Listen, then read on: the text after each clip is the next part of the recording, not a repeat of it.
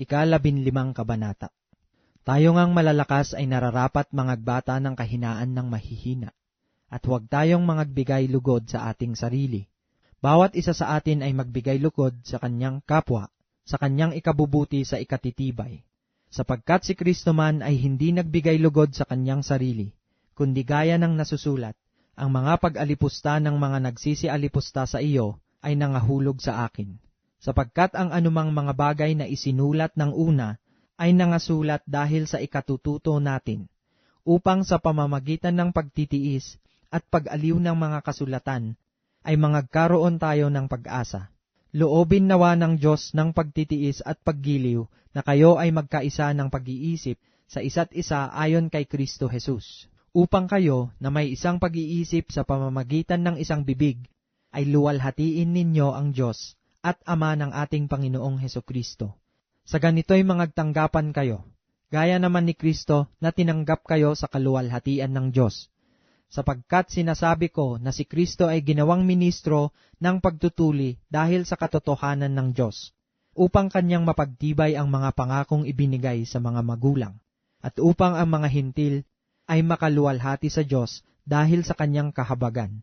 Gaya ng nasusulat, kaya nga't ikaw ay aking pupurihin sa gitna ng mga hintil, at aawit ako sa iyong pangalan.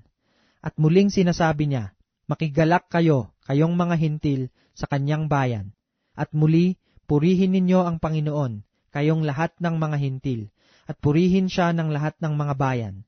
At muli, sinasabi ni Isaias, magkakaroon ng ugat kay Jesse, at siya'y lilitaw upang maghari sa mga hintil, ay sa kanya magsisiasa ang mga hintil. Puspusin nga kayo ng Diyos ng pag-asa ng buong kagalakan at kapayapaan sa pananampalataya, upang kayo'y managana sa pag-asa sa pamamagitan ng kapangyarihan ng Espiritu Santo. At ako naman sa aking sarili ay naniniwalang lubos tungkol sa inyo, mga kapatid ko, na kayo naman ay mga puspos ng kabutihan, pinuspos ng lahat ng kaalaman, na anupat makapagpaalaala naman kayo sa isa't isa.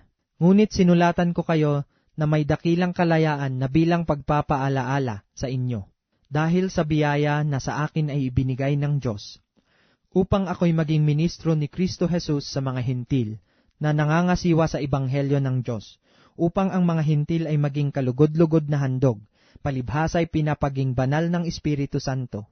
Mayroon nga akong ipinagmamapuri kay Kristo Jesus sa mga bagay na nauukol sa Diyos, sapagkat hindi ako nangangahas magsalita ng anumang mga bagay, maliban na sa mga ginawa ni Kristo sa pamamagitan ko, sa pagtalima ng mga hintil, sa salita at sa gawa, sa bisa ng mga tanda at ng mga kababalaghan sa kapangyarihan ng Espiritu ng Diyos, anupat buhat sa Jerusalem, at sa palibot-libot hanggang sa Ilirico, ay aking ipinangaral na lubos ang Ebanghelyo ni Kristo. Aking nilayon na maipangaral ang Ebanghelyo, hindi doon sa napagbalitaan na kay Kristo, upang wag akong magtayo sa ibabaw ng pinagsaligan ng iba. Kundi, gaya ng nasusulat, makakakita silang mga hindi dinatnan ng mga balita tungkol sa Kanya, at silang hindi nangakapakinig ay mga kakatalastas. Kaya't madalas namang napigil ako ng pagparian sa inyo. Datapwat ngayon na wala nang dako sa mga lupaing ito, at malaon ng panahong ako'y may nasang pumarian sa inyo, pagparoon ko sa Espanya ay paririyan ako, sapagkat inaasahan kong makikita ko kayo sa aking paglalakbay, at ako'y sasamahan ninyo patungo doon, pagkatapos na magkamit ng kaunting kasiyahan sa pakikisama sa inyo. Ngunit ngayon, sinasabi ko, ako'y pasa sa Jerusalem, upang mamahagi sa mga banal, sapagkat minagaling ng Macedonia at ng Akaya na gumawa ng isang ambagang laan sa mga dukha sa mga banal na nasa Jerusalem. Oo, ito'y kalugod-lugod sa kanila, at sila'y may utang na loob sa kanila, sapagkat kung ang mga hintil ay naging mga kabahagi sa kanilang mga bagay na ayon sa Espiritu, nararapat naman nilang paglingkuran ang mga yaon sa mga bagay na ayon sa laman. Kung maganap ko nga ito, at aking matatakan na sa kanila ang bungang ito, ay magdaraan ako sa inyong patungo sa Espanya. At nalalaman ko na pagparian ko sa inyo ay darating akong puspos ng pagpapala ng Ebanghelyo ni Kristo.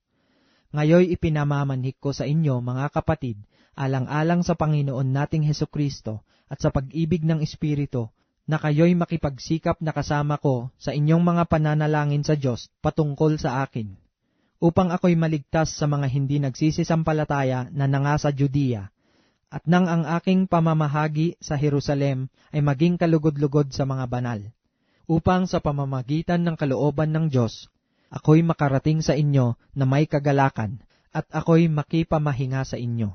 Ngayon ang Diyos ng kapayapaan ay sumainyo nawang lahat. Siya nawa.